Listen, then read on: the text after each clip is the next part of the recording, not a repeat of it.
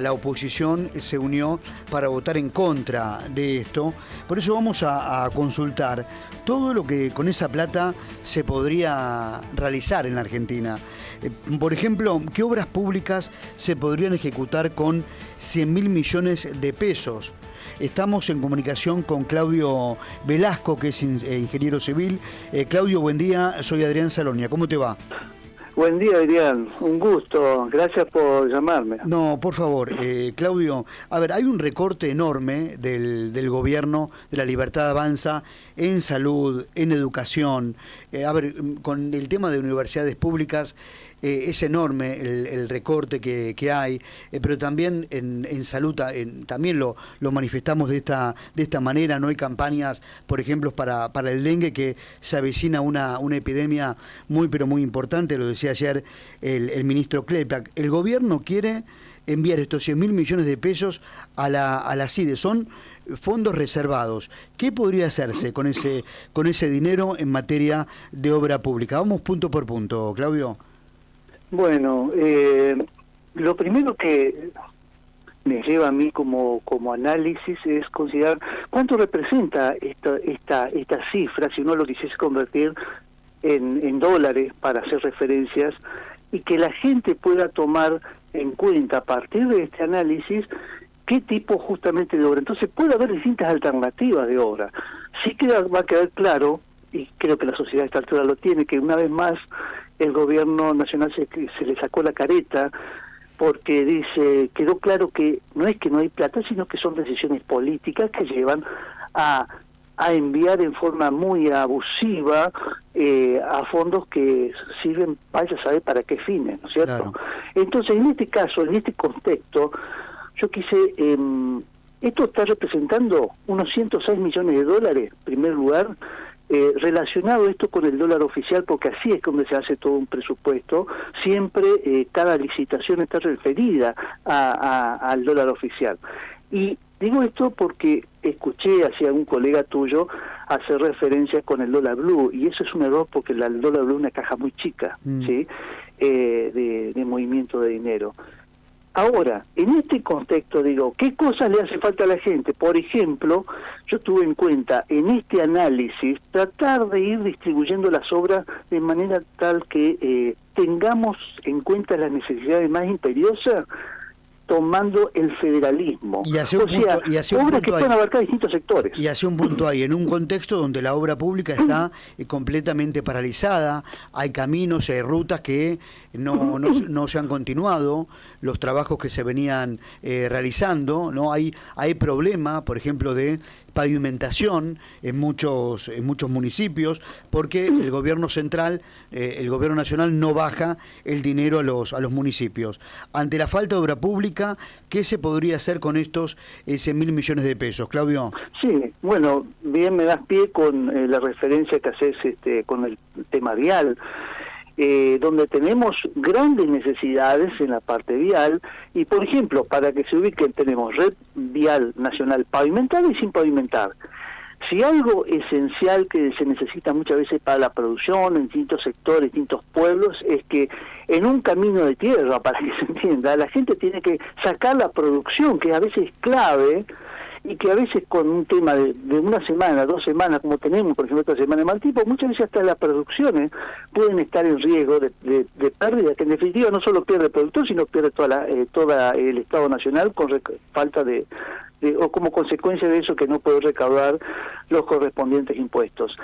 En este caso, la red nacional son 3.080 kilómetros que tiene, y de esos 3.080, este dinero alcanzaría para 2/3 de esas necesidades, el mantenimiento que se necesita año tras año, que representa en este caso, alcanzaría concretamente para 2.120 kilómetros. ¿Qué más? Este sería un grupo de obras que se podrían hacer y que van a lo largo y ancho del país en distintos sectores, de acuerdo a las necesidades, ¿no es cierto? Pero también yo quise poner otras variantes que la gente pueda llegar a cuantificar. Por ejemplo, en el conurbano, ¿cuántos vivimos? Vivimos unos 13 millones de personas. En esos 13 millones de personas sabemos lo que son los cruces a nivel, el tema de inseguridad, y cada tanto, lamentablemente, cuando vemos que una red ferroviaria se llevó por delante y arrastró y mató a lo mejor a una familia, a un conductor en su vehículo. Entonces, en ese contexto es sumamente importante, por ejemplo, los cruces paso bajo nivel. ¿Y qué ha hecho el gobierno nacional? Ha frenado la ejecución de 11, y haciendo referencia a lo que dijiste, la paralización de la obra pública de las 2.308 obras, no nos olvidemos que está parada, 11 pasó bajo niveles, al menos 11, que pude detectarlo, parado alguno con 40%, 50, 60% de avance. Hacia un punto, eso representa... Entonces, vamos, porque no tengo mucho tiempo, pero me parece muy interesante. Con estos 100.000 millones de pesos que el gobierno quiere enviarle a la CIDE, ya se podría utilizar ese dinero para el mantenimiento de 2.120 kilómetros de rutas pertenecientes a la red nacional no pavimentada, culminar la ejecución de al menos 11 pasos bajo nivel, y vamos a la tercera alternativa. Bueno, la otra es la producción para transporte, por intermedio de transporte, que es el ferrocarril como algo esencial, el ferrocarril de carga. Bien. Esta, como una alternativa exclusiva, podría ser el mantenimiento de al menos 200 kilómetros de vías férreas que se encuentran en mal estado. Eso significa abaratar los costos del transporte. En definitiva, es algo sumamente eficiente, o un Estado eficiente que quiere crecer, tiene que poder transportar la producción de la forma mejor, la forma más adecuada.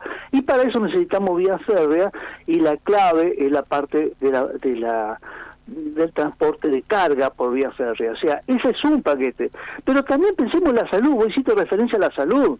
Y en ese contexto, esto podría alcanzar para construir 16 hospitales. Son cantidades que uno debe analizarlas y decir, mirá, yo me siento identificado porque mi pueblo no tiene un centro de salud adecuado. ¿Se imaginan cuántos centros de salud menores, no hospitales, se podrían ejecutar si yo pudiese ejecutar 16 hospitales con estos fondos? Entonces, es algo, quiero poner el blanco sobre negro en las distintas alternativas. Después del gobierno, ojalá que se decida, pero sabemos que no se va a decidir porque su decisión sigue siendo desviar los fondos para lo que ellos quieren, no para lo que el pueblo necesita. Bueno, clarísimo estas cuatro alternativas sobre con 100.000 millones de pesos qué obras públicas se podrían ejecutar. Claudio, vos ahí hablabas, y te hago la última pregunta, sí, las prioridades del gobierno, ahí está.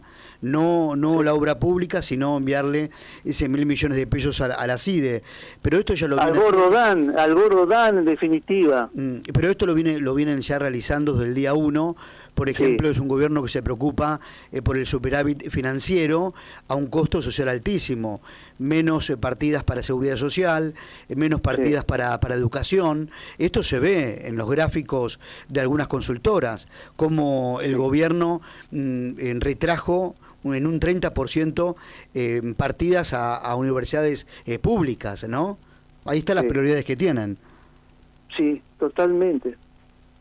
Sí, totalmente. Y mirá, dentro de eso está la parte, obviamente, social. Hace, ¿cuánto? 2 semanas atrás, por ahí, que no salió público un informe, creo que de la UNICEF, donde 1 millón de chicos tienen solo una comida al día y se van a dormir sin cenar.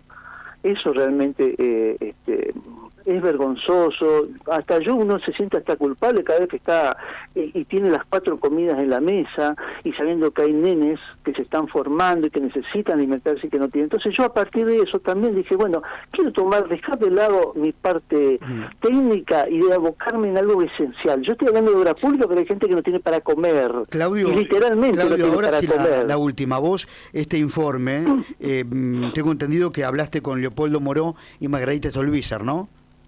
¿Hablaste con ambos? Sí, le mandé, por ejemplo, mi informe para que vayan tomando conocimiento, y también a otros, a otras personas, a otros legisladores. ¿Por qué? Porque es importante que aquellos legisladores, que son los que tienen que defender, en este caso, los intereses del pueblo, sepan que entre las distintas variantes, las distintas alternativas, está hacer obra pública, pero también tomar en cuenta la necesidad de la gente. Bien, Claudio, te agradezco muchísimo por este contacto, y seguramente nos vamos a hablar pronto, ¿eh? Muchas gracias. Bueno, un gusto, Adrián. Gracias. Muchas gracias por la invitación. Conversamos con Claudio Velasco, ingeniero hidráulico y civil.